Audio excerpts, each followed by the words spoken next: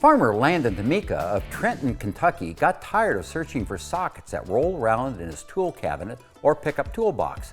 So, like many of our readers, Landon got busy making his own solution.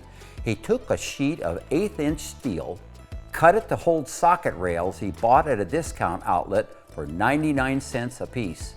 After those bargain socket rails were riveted to the sheet metal, Landon was in business.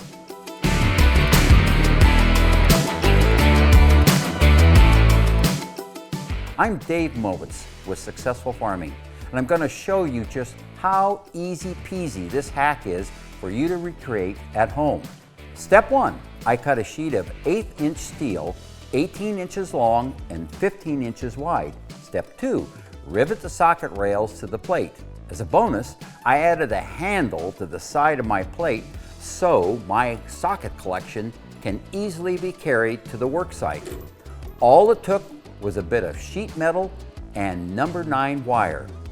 There you have it, cheap and easy socket storage in 3 simple steps. If you're ready to hack your farm shop, give us a follow and discover more shop hacks like this at agriculture.com/shophacks.